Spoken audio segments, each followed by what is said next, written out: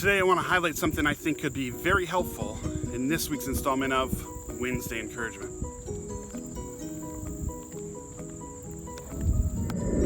That thing that I would like to highlight today is being gracious. We still seem to be a little on edge with one another and just waiting for somebody to say the wrong thing so we can bite back. Paul shares some very encouraging words for us in this regard in the book of Colossians chapter 4.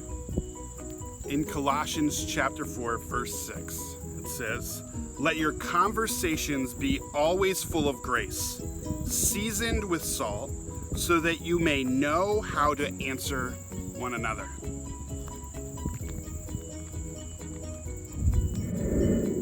Full of grace here is the implication that God has been gracious to us, so therefore we should be gracious to one another.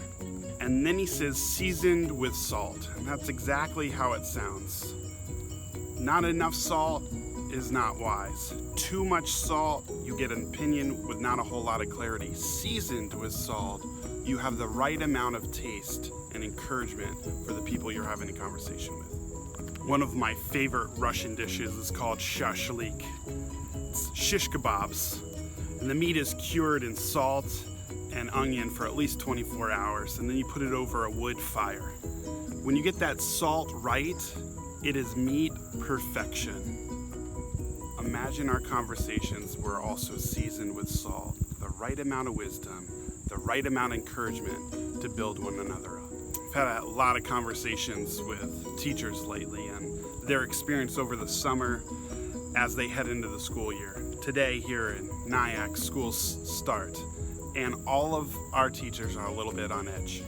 I've seen the online forums of the frustration of a lot of parents as we go into this school year, and I've been amazed at some of the downright meanness directed towards some of the teachers who will be instructing our kids. Most of the teachers that you talk to are nervous about the school year. Some of them have been teaching for 20 plus years, and it's like they're starting all over. And so imagine how painful it is for them when they read some of the stuff that we as parents are saying about them online. Imagine if we responded to our teachers and others that we have these ridiculous conversations with. Imagine if we responded to them with grace. Sometimes see one another at our worst and oftentimes lash back at the experiences that we find ourselves in. There is another way. We could pause, stop, and respond back with grace and change the narrative. I know it may seem a little naive, but I'm all right with that. So let it start with you today. Will you respond by being gracious?